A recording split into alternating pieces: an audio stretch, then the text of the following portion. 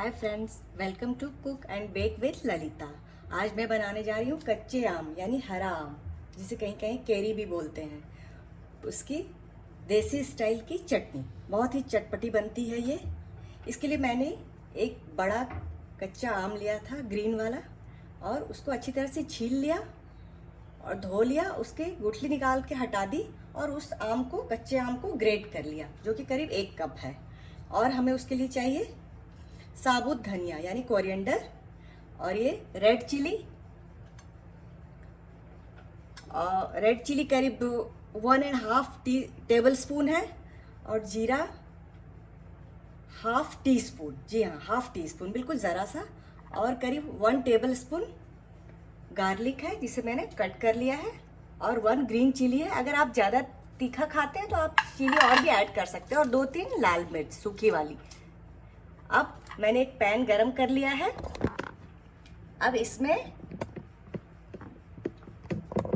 मैं ये लाल मिर्च, धनिया और जीरा, इसको रोस्ट करूंगी, बिल्कुल सूखा। कोई ऑयल डालने की बिल्कुल ज़रूरत नहीं है, बिल्कुल सूखा। इसको 2-3 मिनट तक रोस्ट कर लूंगी।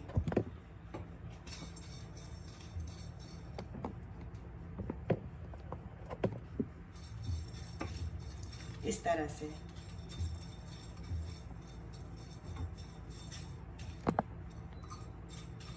दो 3 मिनट इसको रोस्ट करेंगे, हल्का सा ही ब्राउन हो जाए। बहुत अच्छी सी खुशबू आ रही है इसकी। बस मैंने पैन पहले से गरम कर लिया था। अब चाहे तो इसको तवे पे भी रोस्ट कर सकते हैं।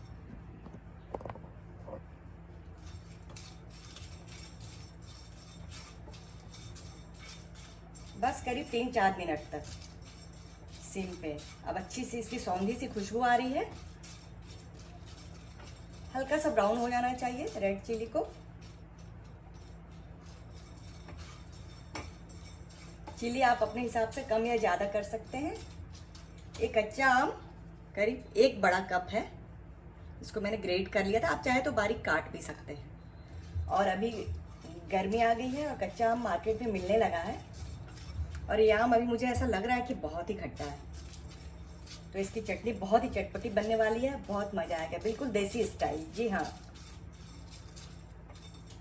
अब ये रोस्ट हो चुका है, आप देख सकते हैं, बिल्कुल हल्का हल्का ब्राउन हो गया है। अब गैस को किया मैंने ऑफ, और इसको थोड़ा होने देंगे 2 मिनट तक ठंडा। फिर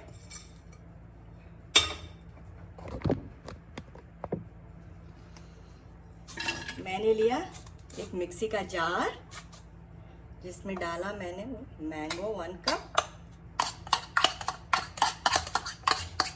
और एक ग्रीन चिली। अगर आप ज़्यादा चिली पसंद करते हैं तो 2-3 चिली और भी डाल सकते हैं, काफ़ी तीखा बनेगा ये। और इसमें डाला मैंने गार्लिक, 1 बड़ा चम्मच कटा हुआ,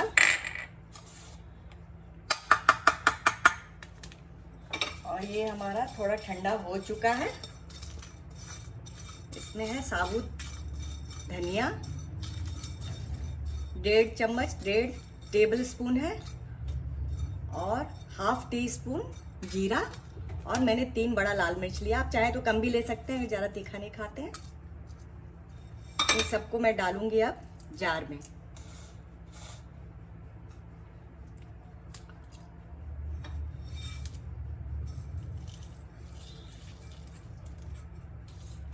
और इसे ग्राइंडर में मैं ग्राइंड करूंगी अच्छी तरह, बिल्कुल। अगर ज़रूरत पड़े तो आप उसमें 1 टेबल स्पून पानी डाल सकते हैं, अगर ना पड़े पीसने के टाइम। और इसको बीच बीच में रोक रोक कर, चला चला कर पीसना है। देखिए इस तरह मैं इसको पीस रही हूँ। अब इसमें थोड़ी पानी की ज़रूरत पड़ेगी, क्योंकि ये ड्राई लग रहा है, क्योंकि इसमें धनिया है, इसलिए थोड़ा ड्राई लग रहा है। तो मैं इसमें थोड़ा सा पानी ऐड कर रही हूँ। और अब मैं इसमें डालूंगी 1 टेबल स्पून सरसों का तेल, जी हाँ, बिल्कुल रॉ कच्चा सरसों का तेल मैं डाल रही हूँ, 1 टेबल स्पून। आप चाहे तो थोड़ा ज़्यादा भी डाल सकते हैं, इससे बहुत ही अच्छा एकदम झांस वाला एक फ्लेवर आता है इसमें। और सॉल्ट टू टेस्ट, खट्टा ज़्यादा है तो थोड़ा सा सॉल्ट ज़्यादा ही डालूंगी ताकि उसको, और इसमें मैं एक चुटकी शुगर डालूंगी।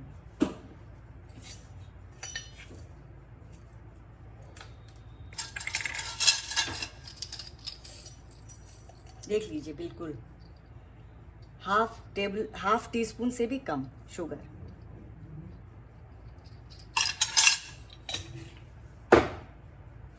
तरह से इसको बीच में चला लेंगे और मैं इसे फिर से मिक्सी में पीस रही हूँ बिल्कुल बारीक।